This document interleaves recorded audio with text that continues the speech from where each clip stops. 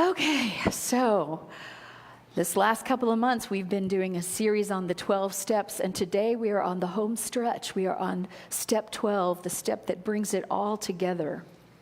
So step 12 is having had a spiritual awakening as the result of these steps. We tried to carry this message to others and to practice these principles in all our affairs. It's a big one. It says spiritual awakening. Let's talk about what spiritual awakening is. It says service. Carry the message to others. Be of service. And it says integrity. Practice these principles in all our affairs. That's what integrity means. And I love the fact that it starts with the words, having had a spiritual awakening. That means already in the past tense. It means done, good, right? As the result of these steps, not having had a spiritual awakening as a result of sitting around doing not much except practicing our old habits. Having had a spiritual awakening by becoming conscious through these other steps, which are about admitting when we can't, when we don't have control over what's going on. And then inviting a higher power into that, inviting that control, that the one who does have control, inviting higher power into it.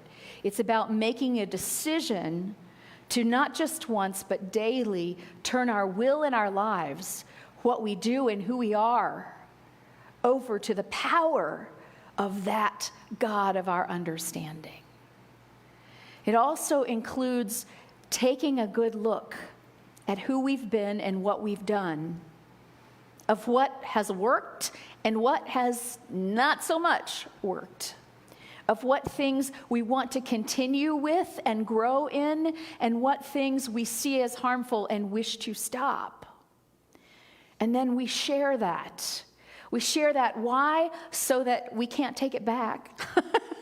It helps us be more fully conscious of it, but we also share it because we learn when we share that this is the condition of all humanity. There's nobody that you are. There's nothing you have done. There is nothing you have thought. There is nothing about you that is not shared by all of humanity, because guess what? We're one. So to me, step 5 is the oneness step. It's the step where we say, hey, we're all in this together. And then having looked at all that, preparing ourselves to actually make some changes where changes are called for. To actually, as the Buddha says, become harmless in the world.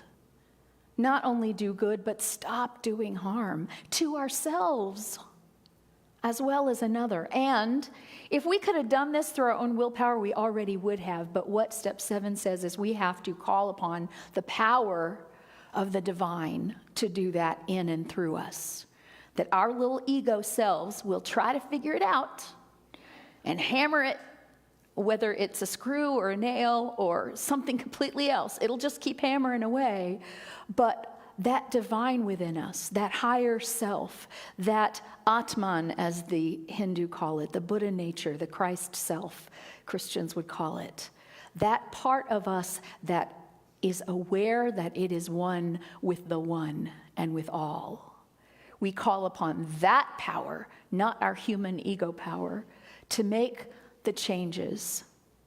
And then we trust that those changes are made. If there are places then where we have actual guilt, where we have caused harm and we can see that we've caused harm, then we do something about that.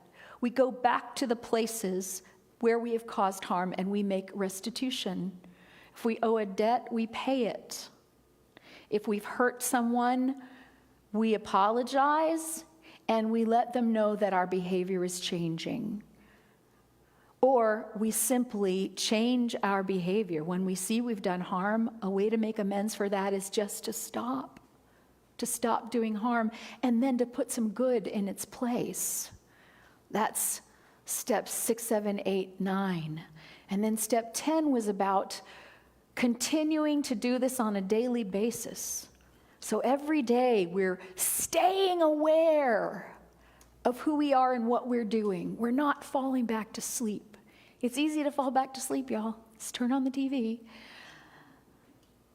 But we're making an effort not to fall back to sleep. We're making an effort to go, wait a minute, I'm checking in with myself, my whole self, not just my ego self. I'm checking in with the God in me every day and going, am I in alignment with that? And if I'm not, pull in the reins, figure it out, promptly admit it, and do something about it. And that way we keep our side of the street clean. We don't have to worry about what anybody else is doing. This is all about us, about what is ours to do. Let everybody else take care of themselves. They will. Not to our satisfaction often, but that's not our business. Step 11 was about staying in conscious contact then with that higher power through prayer and meditation. Because if we don't practice being in contact, we will not get good at being in contact. Just as if we do not practice the piano, we won't become a pianist. If we do not practice what we want to do and be, then we will not get there. And so staying in conscious contact is a daily practice, and prayer and meditation are two of the ways that we do that. So we come to step 12, having had a spiritual awakening as the result of doing all these things. That's a promise, y'all. That means if I do all these things, I will have a spiritual awakening. Now, what is a spiritual awakening? Well, for me, it just means becoming aware at all times that there is more going on in this world than the physical. That there are spiritual solutions to every single problem that we note out in this physical world. That is an awakening. Some people have an epiphany, like the light shines, I suddenly get it, there is a God. Some people, it's more slow. It's subtle. It happens a little bit at a time. For a lot of us, it happens both ways at various times. The important thing is to know that waking up is not the end. Staying awake is what is ours to do. Waking up's not so hard, but staying awake is a little harder to do. So I love the definition of Eckhart Tolle's definition of an awakening. It means we have a spiritual awakening, means we are free from identifying with form. We are free from identifying. I have a body, but I am not a body. Yeah, I live in this world, but this is not all of it. Yes, I am Melinda, but I'm also more than Melinda. Not identifying, the freedom to not identify, to not get all caught up in the names and the labels and the forms. Beautiful definition of a spiritual awakening. Opened eyes, changed behavior, slow or quick, and it's never done. And more each day. There is epiphany. You know what happens? You know what an epiphany is? It's when there's a sudden realization of something that's true, that can be blindingly true. And you know what happens when you've had a true epiphany in your life? Not a single thing until you do something different. Epiphanies feel nice. Pat yourself on the back for it, but where do you go from there?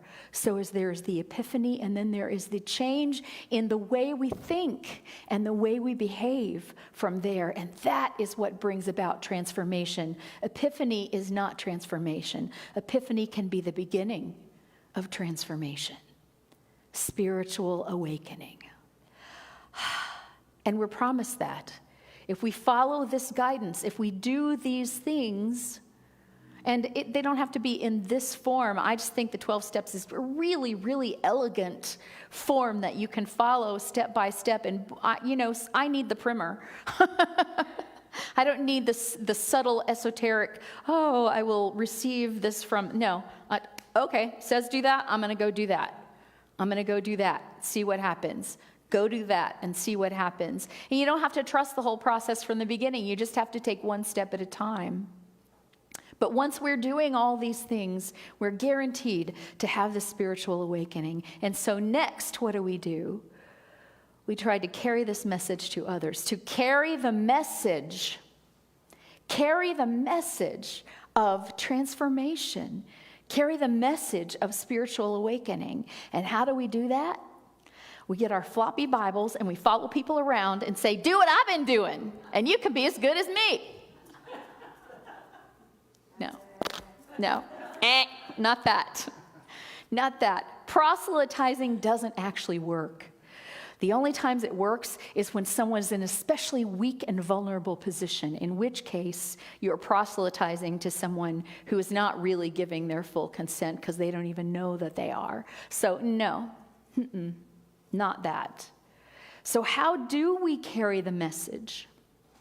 There is a tradition in the 12 steps that says that their public relations policy is based on attraction rather than promotion. Instead of going around and saying, here's what you need to do, it worked for me, here's what you need to do, I've got the answer for you. Guess what? I know exactly what you need to do. Do what I did. Or you walk around being the transformed, spiritually awake being that you are. And people are affected by that. They see the difference. They may not even note it in an obvious way, but something in them sees and knows the difference and will react differently to you. If you change one factor in an equation, it changes the whole equation, y'all. If you change one factor in any equation, it changes the whole equation. Remember that when you think that what you're doing is not effective. If you have made a change, then what you are doing is having an effect. It absolutely is. Now, someone might say, I noticed that you're a lot happier than you used to be. I noticed that you don't drink anymore. I've noticed maybe that you've lost a lot of weight. I noticed that you're not going to the casino every night. I've noticed that you don't scream at your children like you used to. Whatever. There are all kinds of things that can be addictions for us, all kinds of behaviors that can harm us. Someone might ask you, what are you doing? What's different? And I'll tell you, I've been in the program for 28 years. In all that time, only one person has said to me, something's different about you, tell me what it is because I want it, because I want to do it. Only one person outside the program has ever done that. People inside the program have. So it's not usually that. It can be that, and awesome if it is that. And if you see someone who is in terrible pain and you recognize that pain and you come and be with them in their pain and simply say, I get it. I have been there. I found a way out. If you ever want to know about it, I'll tell you. That's not proselytizing. That's just sharing from the heart. But more than that, we do what the example that Jesus the Christ set. You know, he tried really hard with those disciples. He kept telling them, do this, listen to me, do this. No. Verily I say unto you, if you have ears to hear, listen. He said it over and over again. They didn't have ears to hear most of the time. And he finally came to the point where he understood that the way to change the world is to be who I am to the nth degree in every way possible, to be this transformed being. And that will be enough to exemplify this change, to exemplify love. He can say, love is the answer, love is the answer, love is the answer. But if he hadn't gone around loving everybody, would it have made any difference at all? No. The Buddha, people came to him after his awakening under the Bodhi tree and said, you are different. Are you a god? Who are you? Are you a king? Can we worship you? And the Buddha said, no. I'm awake. I'm awake. If you want to wake up, you can wake up too. I did, you can. And then they followed him around to see how he woke up. And he was who he was, and it started a whole thing, just the way Jesus started a whole thing. Because of the example of how They lived not because they told people what to do. Otherwise, we'd all be in perfect condition. There's plenty of people out there telling us what to do, right? Why don't we have it all in shape now? Because it's really about example. Emerson said, "Who you are speaks so loudly that I can't hear what you're saying." And being the example is not only important because that's really the only thing that works in the end. It's also important because if you're not being the example, but you use the words, "Look at me, I'm doing this," and you're not doing that, then you cause more harm, right? How many of you, when you hear someone say, "I'm a Christian," go, "Oh, crap." Like, that's not because Christianity is a bad religion. That's because people who purport to practice Christianity don't, in fact, practice the teachings of Christ. And that gives the whole thing a bad name. So don't go around saying who you are. No one's going to believe it anyway until you do who you are. And when you do who you are, we don't need you to say it, as Emerson says. Who you are speaks so loudly, I got it. I can't even hear the words coming out of your mouth. I got it. I know who you are. And so that's the way we carry the message. And then to practice these principles in all our affairs, carrying the message and practicing the principles are service. We're giving service to the world. We have received this spiritual awakening. There is no private good. Have you heard that? There is no private good. If it's truly good for you, then it is good for the world. And simply by being who you are, because we are all one, you are evolving, all of us, by evolving yourself. And you start looking out for opportunities to be of service, telling people how they should live, or simply helping them in whatever way they seem to need. You know, that could be crying with them when they're crying. It could be changing a tire when they're stuck on the side of the road.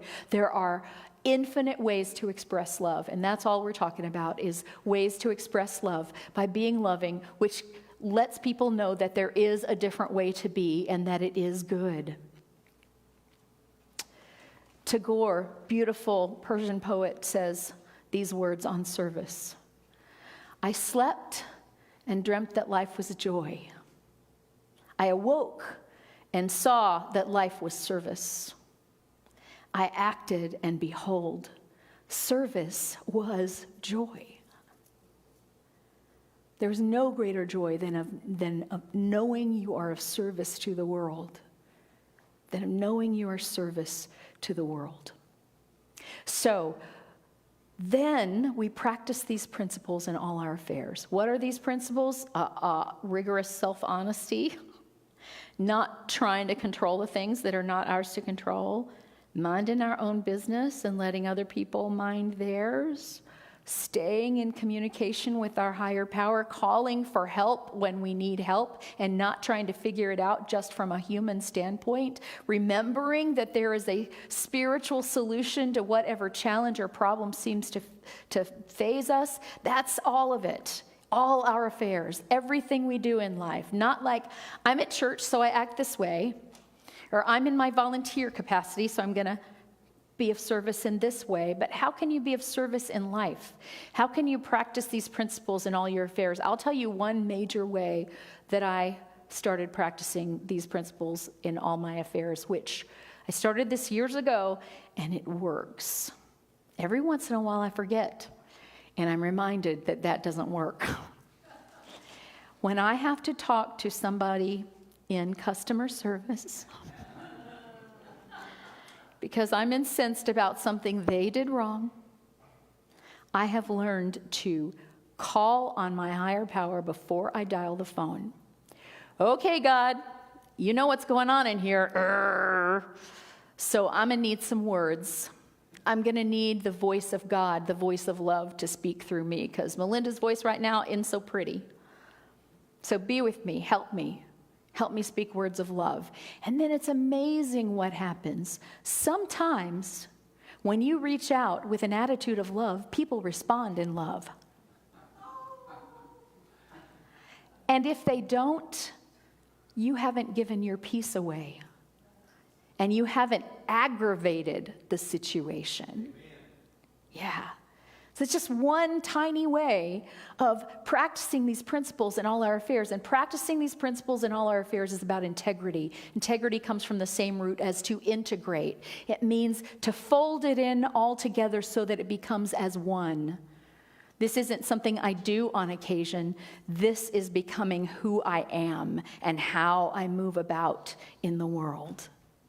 Practice these, integrate these principles into all of life, and see what happens. See that people respond when you are here to remind them of who they really are, and you do everything in your power to remind them of that, not by saying, guess what, you're really great, but by treating them as if they are precious and beloved. Then you are changing the world. I promise you, you are changing the world. So, how are ways when we're stuck, when we find ourselves stuck in an old pattern? We can ask the question, is this me? Whose business is this? Am I trying to change somebody else and it's none of my business? Am I trying to change some world affairs that are outside of my scope, that are God's business? Or am I looking at me? What do I have to give this situation? What's in it from me? What negative things are in it from me? What ways am I contributing? And what positive things are in it from me? How can I change this around? How can I be more fully who I want to be in this situation? What's in it from me? Just change the word for to from. What's in it from me? And then admit you have no control over the things you have no control over, and then that gets ego out of the way. As soon as you say, you can't do that, ego starts to take a seat in the back instead of trying to be in the driver's seat. And so we surrender to this.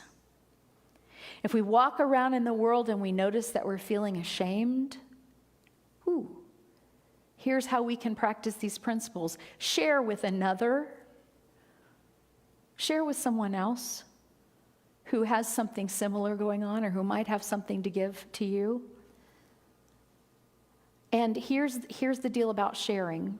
Are you looking for consensus or are you looking for a true reflection of what's going on? Because you know when you're mad at her, you know what friends you can call who will agree, yeah, she's terrible, you should dump her.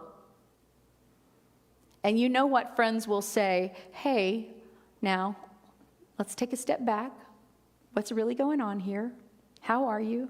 How are you in this situation? What's going on? Talk some more, tell me about it. Rather than gathering consensus for what your ego wants, actually allowing your soul to be vulnerable enough to hear a truth from someone else. Be careful who that someone is. Make sure it's someone who has what you want, who has peace and serenity, who has a certain amount of wisdom, who's able to see clearly. Share it. If you find yourself baffled, I do not know what to do here, pause and pray. Just pause. Do you know that the board, your board of trustees, has a heart agreement that we wrote together and that every year we review and see if any changes need to be made? And part of that heart agreement is that we work on a consensus basis rather than a more outvotes less in number. And if we come to a point where there is no agreement and we have not reached consensus, or any time that emotions get high, we stop and pray and then go on from there. It has not yet happened that we have stopped and prayed and not found a way to consensus after that, no matter how vigorous the discussion before that was. Stop and pray. It works. If you find you're wrong, just admit it. You have nothing to lose by admitting you're wrong. Your ego has a lot to lose, but that's your ego. You have nothing to lose. Admit you're wrong, make amends, change the behavior. If you're in a hole, stop digging. If you find yourself in a hole, stop digging is the first thing to do. Because remember, when we act with integrity, when we carry the message of who we are, not specifically necessarily the message of the 12 steps, but the message that love is who we are, that we are God's children, and we show that by our love, without even having to name it, just by being it. That is carrying the message with integrity. And remember that when we don't do that, we are also carrying a message. It would behoove us to look at what message we're carrying. Because if our ego is the one carrying the message, it's probably not that great a message. It's probably not contributing to the evolution of the world. So who do you want to be? Do the things necessary to, you already are that. You already are love. But we have been in a process in these human bodies of forgetting that truth. So do what is necessary to remember on a daily basis who you are, so that you can be that in a full way that is your purpose in this world, your individual purpose to make a difference by who you are. And that's how we do it. Thank you.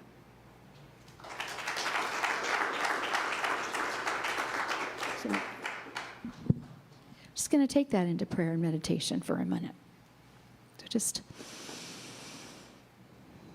take a moment to get still.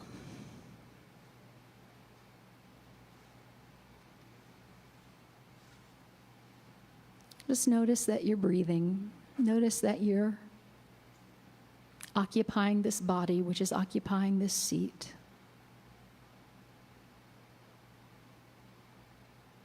And allow this thought.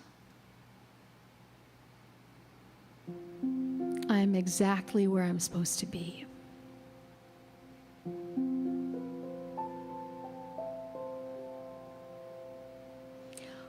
All the love that I ever wanted is in me right now.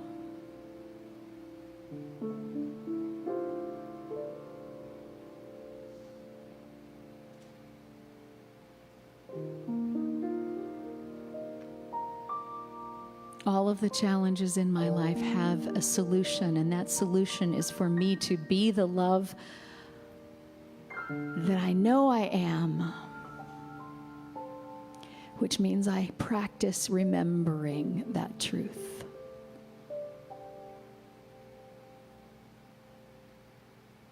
And so in this space, in this time, we're here to be reminded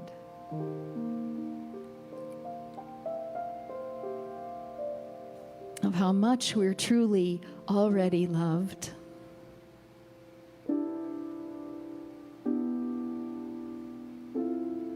How much love we have to give.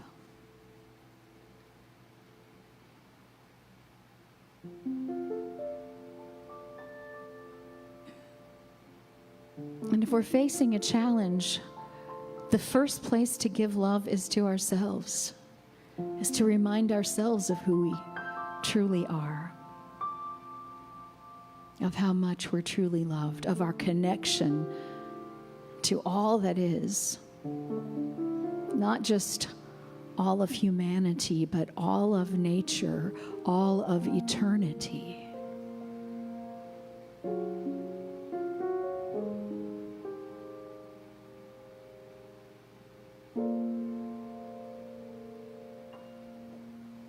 And from that place of just saying, guess what? I forgot that I am truly loved and loving and lovable.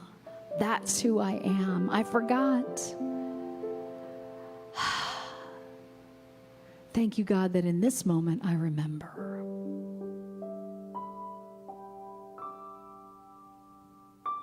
And when I remember love,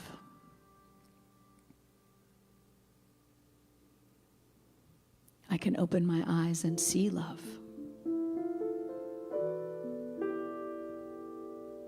Suddenly my ears can hear love where they didn't hear it before.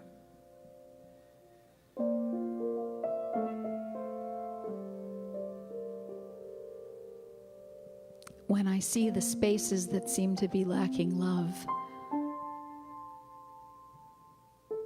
my response is to put my love there.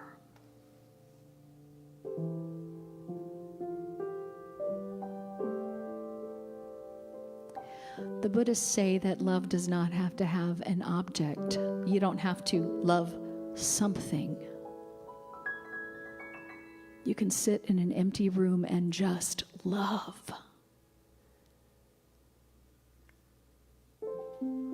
And trust that in our connectedness, that love goes to exactly where it's needed.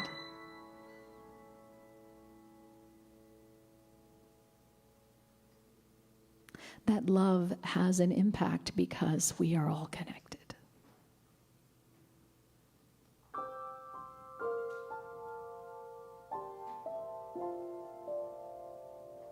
And every moment that we remember love is our spiritual awakening.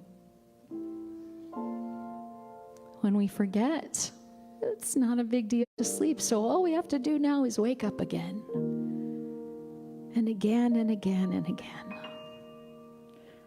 We have one more opportunity to wake up than to go to sleep. That's all we have to do is wake up one more time, then we fall asleep, and we're doing great.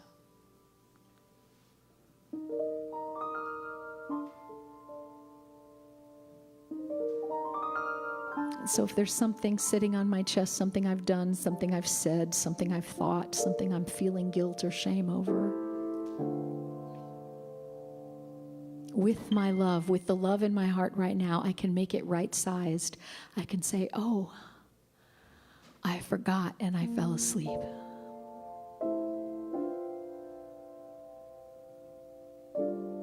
And in this moment, I am choosing to wake up.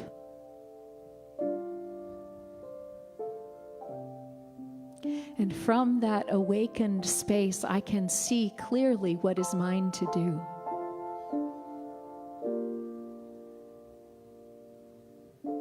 Maybe it's nothing.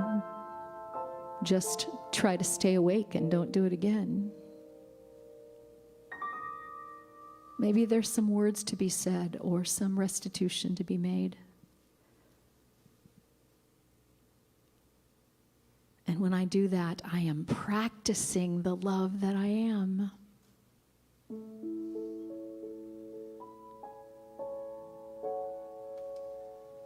And with this awakening,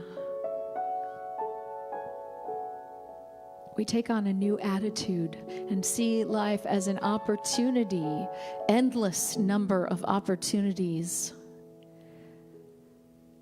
to be love, to be the love where there looks like there isn't any. To give the love that we've always wanted for ourselves.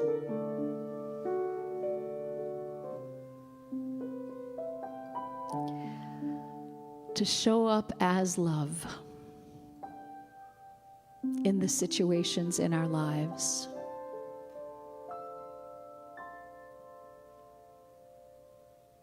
And to respond with love.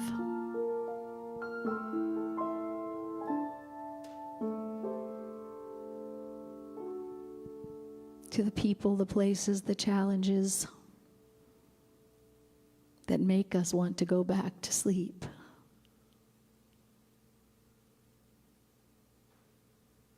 And if we do, that's okay, as long as we wake up again.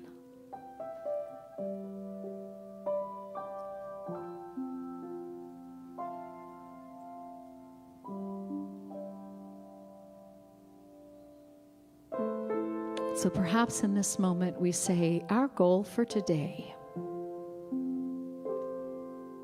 is to be awake as much as I can.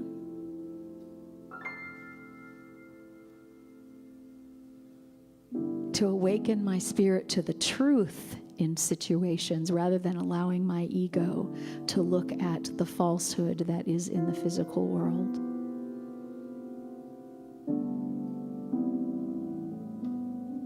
To give myself and others a break, because we all fall back to sleep. We all do, until we become the Buddha or the Christ.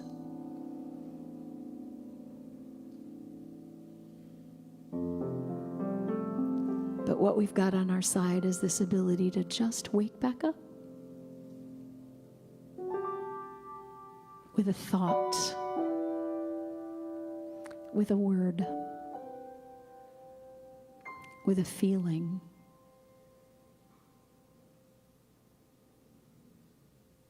instantaneously we can be awake again. And from that place of awakeness, we begin to truly experience the love that we are, not just know it in some place in our heads or believe it because someone else has told us, but experience it within ourselves. I am love.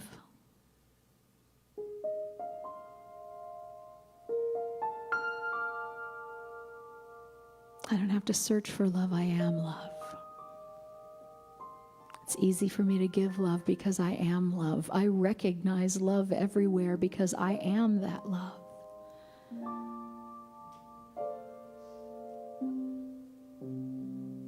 And we see with new eyes.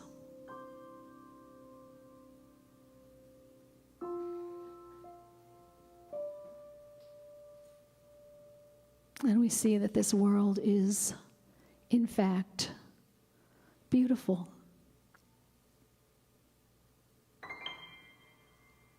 All broken places are just places where there is love to be given, mending to be had, healing to take place.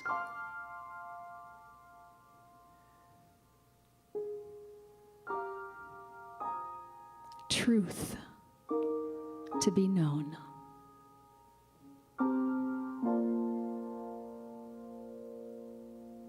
We are that truth. We are that love. And so it is. Amen.